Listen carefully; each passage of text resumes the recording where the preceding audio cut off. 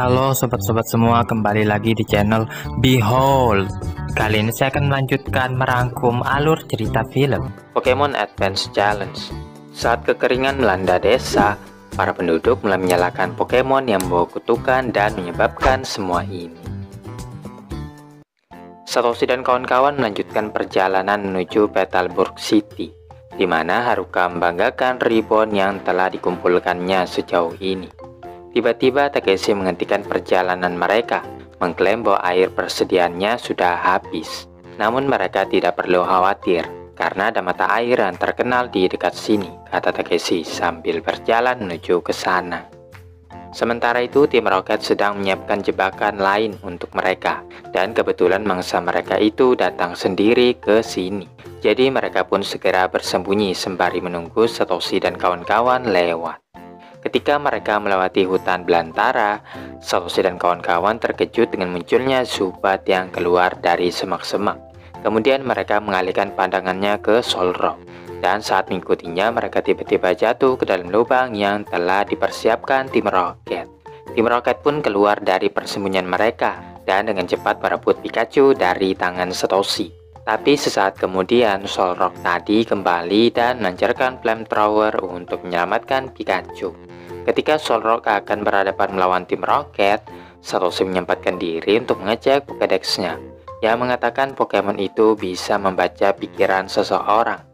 Saat Gagne menembakkan pin misil, tapi itu sama sekali tidak berdampak pada Solrock. Sebaliknya, Pokemon yang marah melancarkan Solar Beam untuk meledakkan tim Rocket. Sayangnya setelah mengalahkan tim Rocket, Solrock pun juga ikut-ikutan lenyap. Satoshi dan kawan-kawan pun melanjutkan pencarian mata air, tapi sesampainya di sana mereka menemukan mata airnya telah mengering.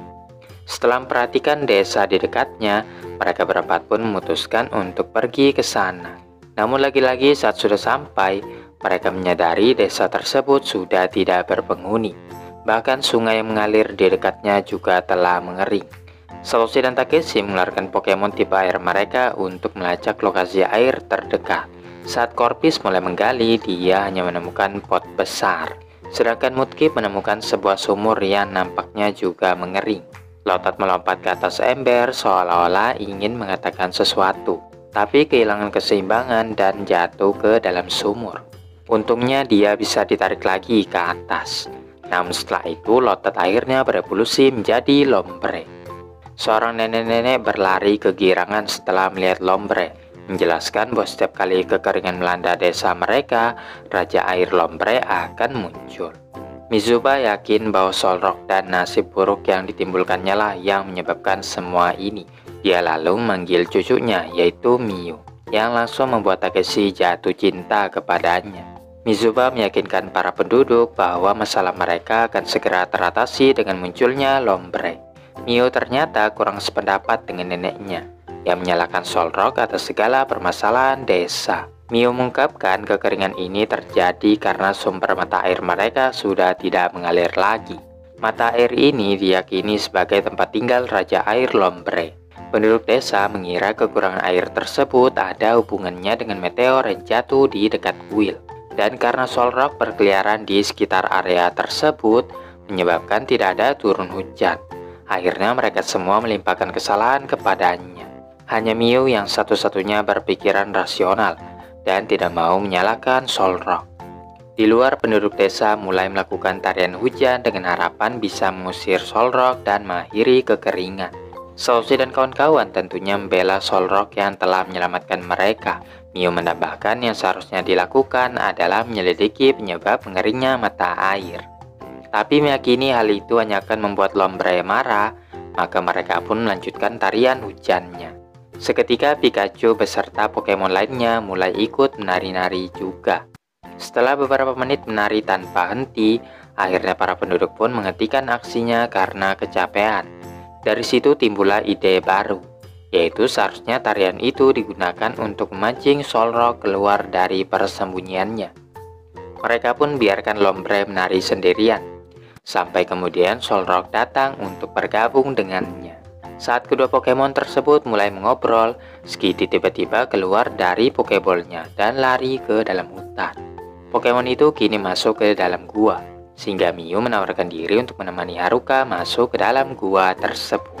Beberapa saat kemudian mereka pun menemukan Skitty. Begitu pula Pompai menyerap seluruh air penduduk desa. Ternyata itu adalah ulah tim Rocket yang menguras semua persediaan air penduduk desa dengan harapan bisa menjualnya dengan harga yang mahal. Setelah melihat Lombre dan Solrock, tim Rocket pun memutuskan untuk menangkap mereka berdua. Tapi Haruka dan Miu datang untuk menghentikan tim Rocket. Sementara itu, Solrock sudah mulai menari-nari bersama Lombre. Mizuba yakin jika Solrock dibiarkan menari bersama Raja Air, desa tersebut akan dikutuk dengan lebih banyak bencana. Jadi dia mengumpulkan penduduk desa dan mulai menyerang Solrock. Solrock menghentikan langkah mereka dengan Confusion, selagi yang lainnya berupaya menenangkan Pokemon itu. Ketika Haruka dan Miu kembali untuk memperingatkan tentang tim Rocket pun muncul dari dalam tanah. Dengan menggunakan robot desain terbaru, mereka berhasil menangkap Lombre dan Solrock. Namun Lombre menggunakan Razor Leaf untuk menghancurkan jaring. Pikachu berupaya melancarkan Thunderbolt. Namun tim Rocket menembakkan Water Gun untuk melumpuhkannya. Saat tim Rocket hendak menembak penduduk desa, Solrock mengorbankan dirinya untuk melindungi mereka. Padahal Pokemon bertipe batu sangat lemah terhadap serangan air, membuktikan bahwa Solrock sebenarnya baik. Namun Solrock masih belum kalah dan menggunakan spin untuk mengcounter serangan tim Rocket. Satoshi yang melihat adanya kesempatan merintahkan Pikachu Thunderbolt untuk meledakkan tim Rocket. Solrock yang terlalu banyak mengeluarkan energi mulai kehilangan kendali dan berubah menjadi bola api terbang mengelilingi desa. Untuk mengatasinya, Takeshi merintahkan Pokemon airnya menembakkan Water Gun ke arah Solrock. Alhasil uap yang dikeluarkan tersebut menciptakan awan di langit, dan tak lama kemudian hujan akhirnya turun. Kini setelah kehidupan penduduk desa kembali normal, mereka menjadikan Solrock sebagai penjaga kuil yang baru, menyatakan Pokemon itu sebagai Raja Matahari mereka. Satoshi dan kawan-kawan kini juga bisa melanjutkan perjalanan mereka lagi. Sekawanan Altaria dan Swablu berlindung di pohon saat badai dahsyat terjadi. Tiba-tiba petir menyambar salah satu pohon dan memicu munculnya api, sehingga kawanan Pokemon tersebut terpaksa mengungsi ke tempat lain. Namun salah satu Swablu tertinggal dan ketakutan saat pohon tumbang. Setelah badai reda, Satoshi dan kawan-kawan kebetulan melintasi hutan tersebut. Tapi sayangnya mereka sekarang tersesat. Daripada bingung, Takeshi pun menyarankan teman-temannya untuk beristirahat sejenak sambil makan siang. Selagi Takeshi mempersiapkan makan, teman-temannya memanggil seluruh Pokemonnya. Takeshi memperkenalkan Lombre yang telah berevolusi kepada yang lainnya. Alih-alih menyapa teman-temannya, Lombre mengalihkan pandangannya ke samping. Pikachu dan Torchic yang merasakan sesuatu bergegas ke dalam hutan untuk menyelidiki. Sesampainya di sana, mereka menemukan sisa-sisa pohon yang hangus dan juga Swablu yang terluka parah tergeletak di bawahnya. Satoshi berupaya menolongnya, tapi Swablu yang masih ketakutan tidak berani mendekat. Oleh karenanya, Haruka mencoba pendekatan yang lebih lembut. Jadi dia mendekati Swablu sambil berjongkok. Swablu malah melancarkan sing, nyanyian yang seketika membuat mereka semua tertidur. Swablu secara tidak sengaja membangunkan Torchic. Dan setelah mengobrol sebentar, Torchic mendekati Haruka dan mulai mematuk-matuk hidungnya sampai dia bangun. Haruka lalu memperhatikan sayap Swablu yang terluka. Jadi dia memberinya sedikit potion untuk menyembuhkannya. Sementara Torchic disuruh untuk membangunkan yang lain. Dia mematuk-matuk yang lain sampai mereka menjerit kesakitan. Dan suara mereka yang nyaring itu didengar oleh penjaga hutan setempat yang bertugas di sana. Morita segera tiba di tempat kejadian dan mengajak mereka untuk mampir ke pondoknya. Takeshi membalut sayap Swablu sambil menyiapkan sesendok obat untuk membantu memulihkan penyembuhannya. Setelah itu, Morita menyuguhkan secangkir coklat panas dan menceritakan badai tadi malam yang menyebabkan banyak kerusakan. Dia mengungkapkan banyak bayi Pokemon yang terpisah dari orang tuanya, termasuk Swablu yang ini. Morita menambahkan bahwa kawanan Altaria dan Swablu bermigrasi melalui cagar alam ini setiap tahunnya. Mereka pun mengungkapkan rasa keprihatinannya terhadap Swablu, yang mana Morita berjanji akan menjaganya sampai orang tuanya kembali lagi. Sausi dan kawan-kawan pun memutuskan untuk menetap di sini selama beberapa hari. Tim Rocket yang mendengar seluruh percakapan itu memutuskan untuk menangkap Swablu dan menjadikannya sebagai bantal untuk bos mereka. Pada malam harinya, saat semuanya sedang tertidur dengan nyenyak, Haruka masih tetap bangun untuk menjaga Swablu dalam kondisi pemulihannya. Beberapa hari berlalu dan Haruka terus merawat Swablu yang perlahan-lahan mulai menunjukkan tanda-tanda membaik. Tim Rocket juga menunggu kapan kira-kira Pokemon itu sembuh sehingga bisa mereka tangkap. Sampai kemudian Swablu akhirnya telah pulih seutuhnya. Mereka sangat senang karena Swablu kini bisa bergabung dengan kawanannya lagi. Swablu yang bersemangat mencoba terbang, tapi gagal lalu jatuh. Kemungkinan besar Swablu itu belum tahu caranya terbang.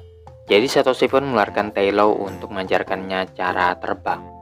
Setelah itu Satoshi menyuruh Swablu untuk terbang juga, tapi Swablu malah lari dan bersembunyi di belakang Haruka. Morita berpendapat Swablu masih trauma dengan kejadian sebelumnya, sehingga dia takut untuk terbang. Kalau dibiarkan seperti ini terus, ada kemungkinan Swablu tidak akan pernah bisa terbang lagi. Satoshi dan kawan-kawan pun tidak akan pernah pergi selama Swablu belum bisa terbang. Mendengar hal itu, Morita pun menitipkan Swablu selagi dia mencarikan kawanan lainnya yang mungkin masih ada di sekitar sini. Akhirnya mereka pun mulai latihan lagi. Satoshi dan Pikachu memakai sayap untuk mengajari Swablu caranya terbang. Tapi begitu hendak mencobanya juga, Swablu malah terjerembab ke tanah. Kemudian mereka menempatkan Swablu di atas Beautifly, sehingga dia bisa merasakan bagaimana rasanya terbang. Setelah itu Masato memberi sugesti bahwa Pokemon apapun bisa terbang berkat buku ajaib yang ditebarkan Beautifly. Mereka pun tahu sebenarnya Masato berbohong, tapi ada baiknya mereka tetap diam supaya Swablu bisa terbang. Swablu pun berdiri di bawah Beautifly untuk mendapatkan bubuk ajaib tersebut, dan setelah menghirupnya dia pun bisa terbang. Satoshi dan Pikachu ingin mencobanya juga, namun betapa malunya mereka saat mengetahui itu hanyalah kebohongan yang dibuat-buat oleh teman-temannya. Singkat cerita, Morita yang katanya telah menemukan kawanan Altaria dan Swablu segera mengarahkan mereka menuju tepi danau. Namun di tengah perjalanannya, ban mobil tiba-tiba bocor seperti ditembak sesuatu. Untungnya karena jaraknya dekat, jadi mereka bisa berjalan kaki. Ketika Haruka meletakkan Swablu di atas kap mobil, Tim Rocket langsung menyambar Pokemon tersebut. Pikachu pun tidak bisa menyerang karena dikhawatirkan akan melukai Swablu. Sebagai gantinya, Haruka lalu memerintahkan Swablu Swing yang berfungsi untuk menidurkan Tim Rocket. Namun Cagneya terlebih dulu melancarkan pin misil yang mengakibatkan balon udara Tim Rocket sekarang terbakar. Haruka dan kawan-kawan menyuruh Swablu lari dari sana, tapi Pokemon itu masih trauma pada kebakaran hutan yang menyebabkan dia terluka. Api dengan cepat menyebar ke seluruh bagian. Haruka dan teman-temannya tidak henti-hentinya menyuruh Swablu untuk terbang. Dalam keadaan terdesak, Haruka pun beberkan kebenaran tentang bubuk ajaib itu. Swablu pun jadi semakin yakin dengan kemampuannya. Dengan begitu, Swablu pun bisa terbang dan kembali ke pelukan Haruka yang telah menunggunya. Takeshi kemudian memerintahkan Pokemonnya untuk memadamkan api yang ada di balon udara Tim Rocket.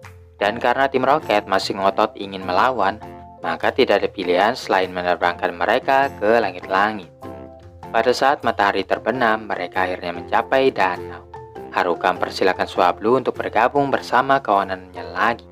Kenyataannya, Haruka sebenarnya masih ingin bersama Swablu, dan adiknya menyarankan untuk segera menangkap Pokemon itu sebelum dia pergi.